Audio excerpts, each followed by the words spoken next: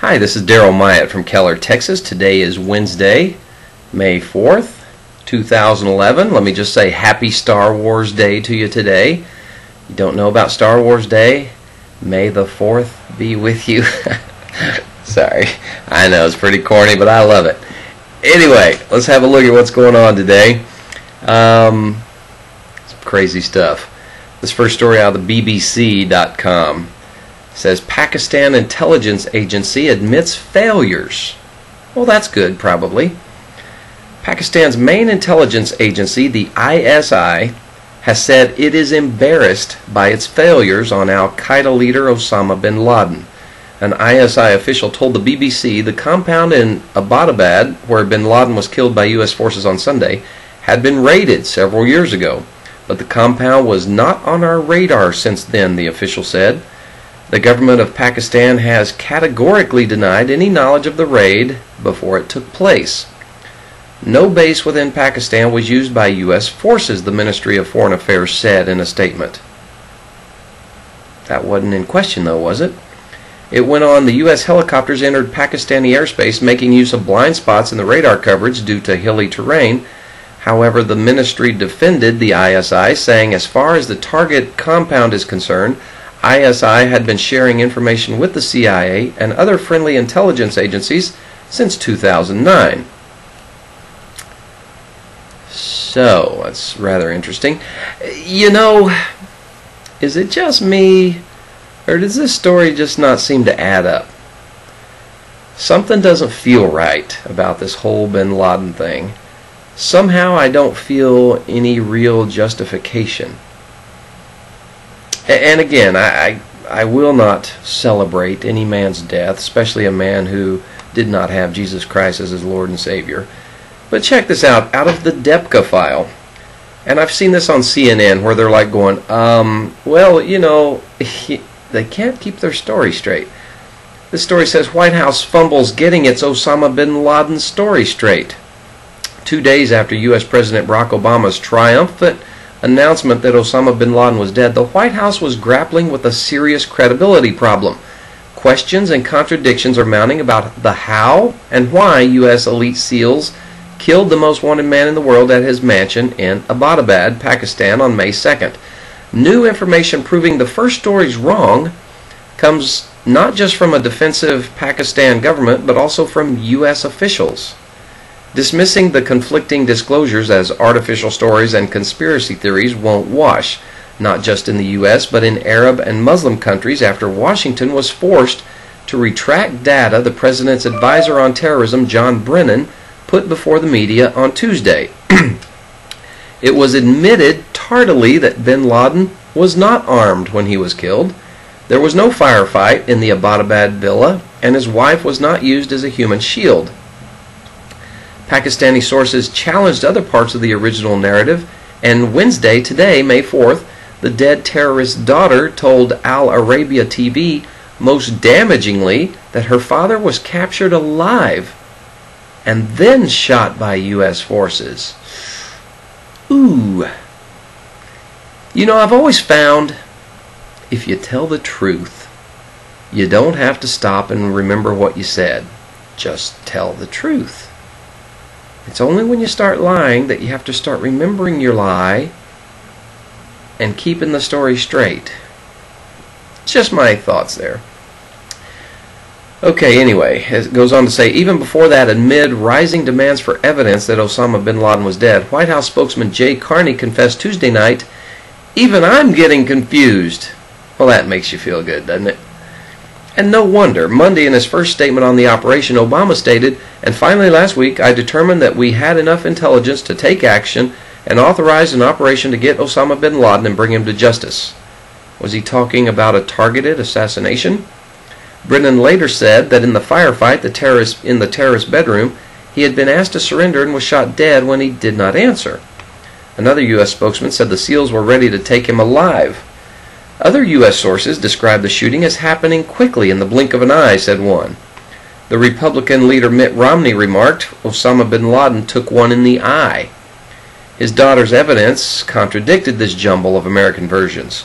Even though she must have had a Pakistani green light, for the Al-Arabiya interview, her testimony cannot be lightly dismissed because she was present and shot in the leg. Later correction, she was not injured, but she was taken into Pakistani custody.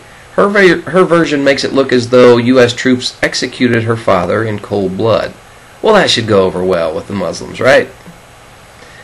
The backlash from her testimony will not do much good to the delicate relations between the Obama administration and the Muslim rulers like Saudi King Abdullah, which are already tested to the limit over U.S. involvement in the Egyptian uprising and the Libyan war. This is just a huge mess, let me just say. And it's just going to get worse. And if they do release pictures, which, you know, I don't know that that's such a good idea. I mean, number one, they're going to be morbid. You know, who wants to see a dead guy with a couple of holes in his head from military fire? That will just enrage the Muslims, for one thing. And I don't know that it's really going to prove anything, because you can Photoshop anything these days. You can get pictures of Hitler hanging from a noose in your bedroom if you want. I mean, I don't know what to believe anymore. When I see the media, I think they just lie to us and say, here, just drink the Kool-Aid and shut up. You know? I mean, really. Anyway, here's something out of Reuters. It says the United Nations, well, let's see, what's the headline? Headline says, UN rights boss asked the U.S. for facts on bin Laden killing. Okay, UN's getting involved in this. United Nations top human rights official called on the United States Tuesday to give the UN details about Osama bin Laden's killing and said that all counterterrorism operations must respect international law. But Navi Pillay, UN High Commissioner for Human Rights, said that the Al-Qaeda leader killed in a U.S. operation in Pakistan had committed crimes against humanity as self-confessed mastermind of the most appalling acts of terrorism, including the September 11, 2001 attacks on America. It was always clear that taking bin Laden alive was likely to be difficult, she said, noting that U.S. authorities had stated they had intended to arrest him if possible.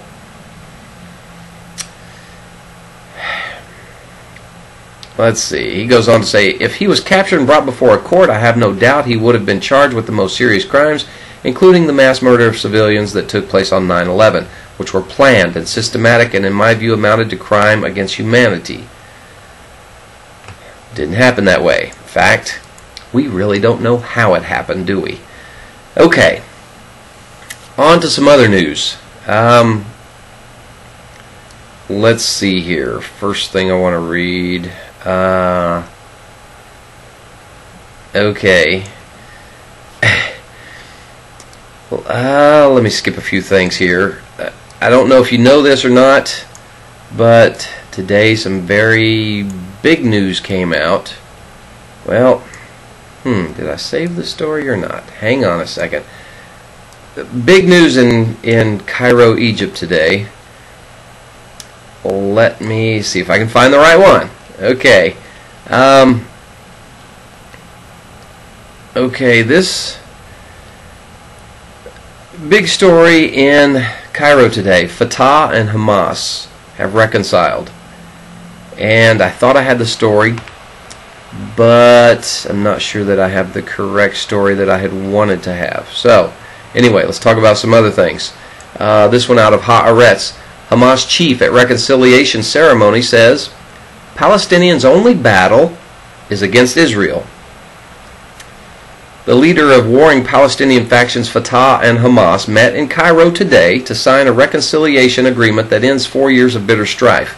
Hamas leader Khalid Mashal said at the ceremony that the Islamist group wanted the establishment of an independent, sovereign Palestinian state on land of the West Bank and Gaza Strip with Jerusalem as its capital. Hamas was ready to pay any price for international Palestinian reconciliation, Mashal continued. The only battle of the Palestinians is against Israel.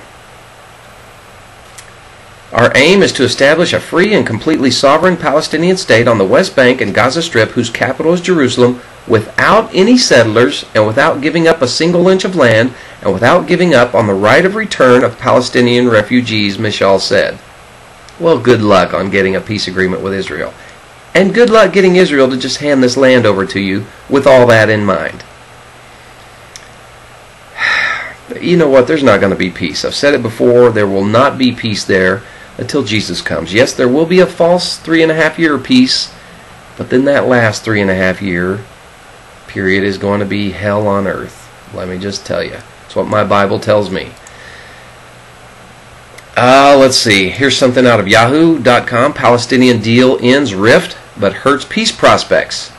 Rival Palestinian factions Fatah and Hamas signed a landmark reconciliation pact today, ending a 4-year rift that had divided the territory envisioned for a future Palestinian state.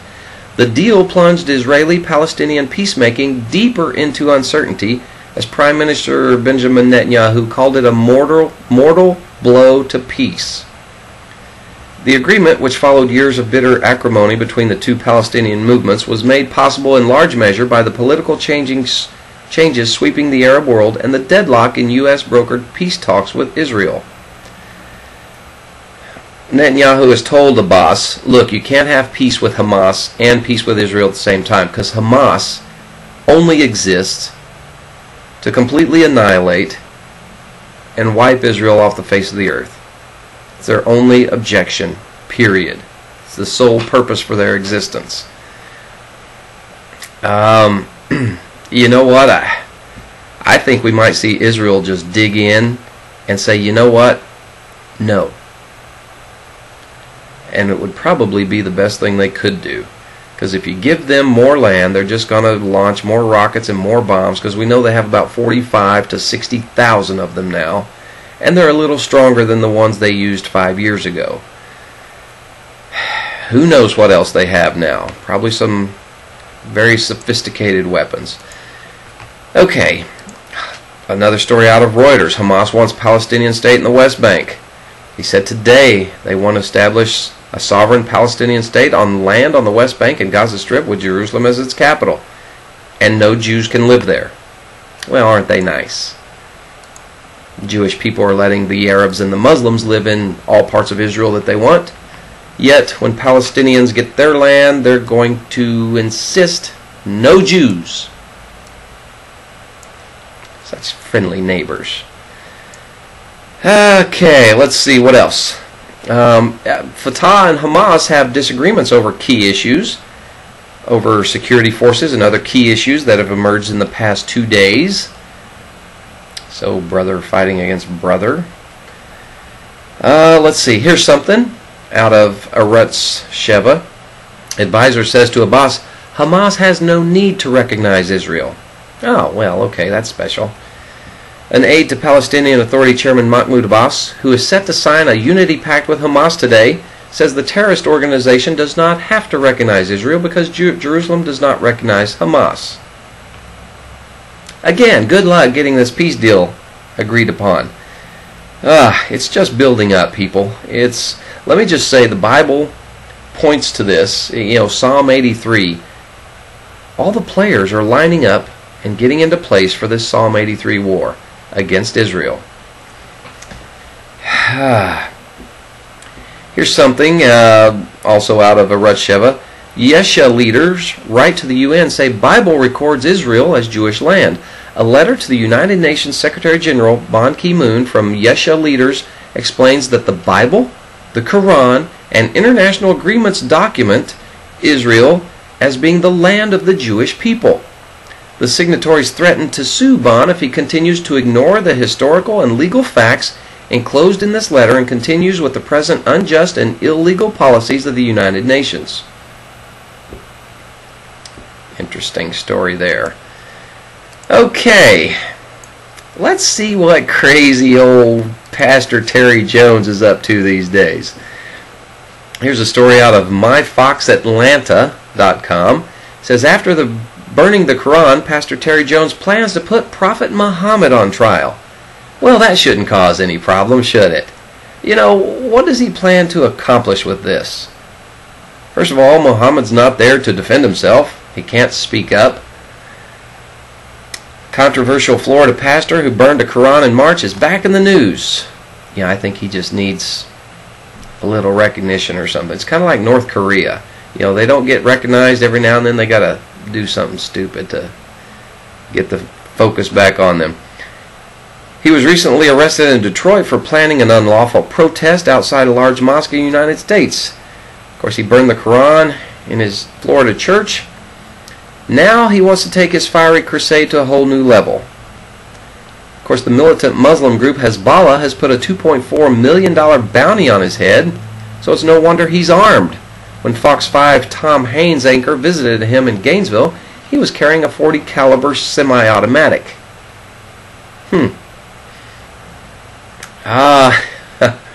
Interesting. So he's going to put Muhammad on trial. Oh boy. Crazy times. Crazy times. I'm not going to read the rest of the story. I just find that amazingly crazy at this time.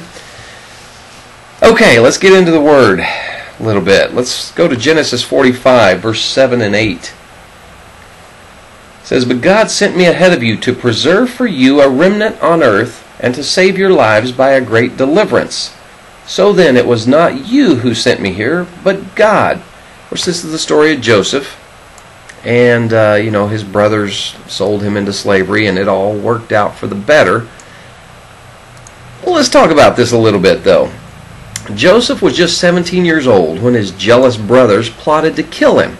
Okay, you can read all about this in Genesis. Well, it goes back a little further, about Genesis 41. But greed overcame anger, and they sold him to a caravan of Ishmaelites heading for Egypt. So Joseph was sold to Potiphar, who was Pharaoh's captain of the guard. Now Joseph loved God, and God blessed everything Joseph did. So Potiphar wanted some of this blessing, so he put Joseph in charge of everything he owned. Now, I know you know the story. Potiphar's wife had been eyeing this guy. Apparently he was handsome, and she did her very best to try to seduce him. But he rejected her advances. So in one last-ditch effort, she grabbed his cloak, trying to seduce him. Joseph ran, leaving the cloth in her hand, but she was very angry. You know, a woman scorned, not a good thing. So she lied to Potiphar, used the cloak as evidence to accuse Joseph of attempted rape, so Joseph was thrown in jail. But God continued to bless Joseph's integrity and his faithfulness, and he was put in charge of the prisoners. And while he was there, Pharaoh's baker and cupbearer were thrown into jail too, and Joseph interpreted their dreams. Of course, it didn't work out so well for the one who Joseph said, "Yeah, you're going to be killed," and he was. 2 years later, Pharaoh had some strange dreams, but none of Egypt's wise men understood their meaning, so Pharaoh became upset. It was then that the cupbearer, who had been in Joseph's prison, told Pharaoh about Joseph's ability to interpret dreams, so Pharaoh immediately sent for Joseph. And Joseph explained that God was giving Pharaoh advance notice to store up grain during the coming years of abundant harvest because a long, terrible famine would follow. Pharaoh was so impressed that he made Joseph second in command over all of Egypt, just behind only Pharaoh. So Joseph devised a brilliant plan for storing the grain so that Egypt not only had sufficient grain during the famine, but they had an abundance to sell to other nations. And during this famine, Joseph's father sent the brothers to Egypt to buy grain. They knew nothing of what had become of Joseph since they sold him. But through a series of events, God reunited Joseph with his father and his brothers. And Joseph forgave them, because he understood that God used their wrongdoing to put him, who was a man who loved the one true God, in a position to save Egypt.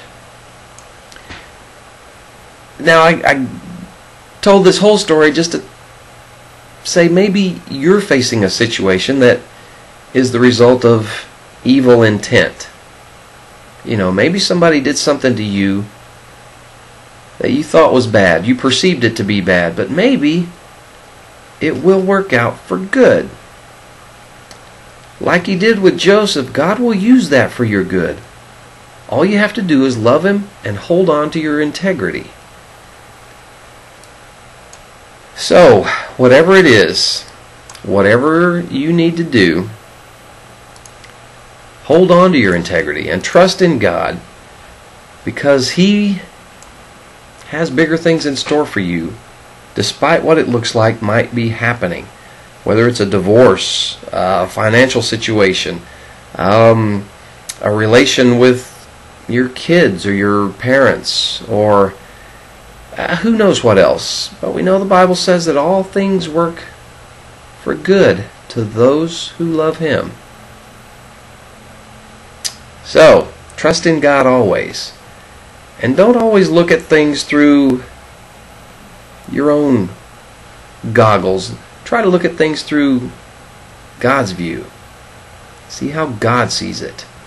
And I guarantee you'll have a different perspective every time. God bless you guys. Good Lord willing, I'll see you again tomorrow.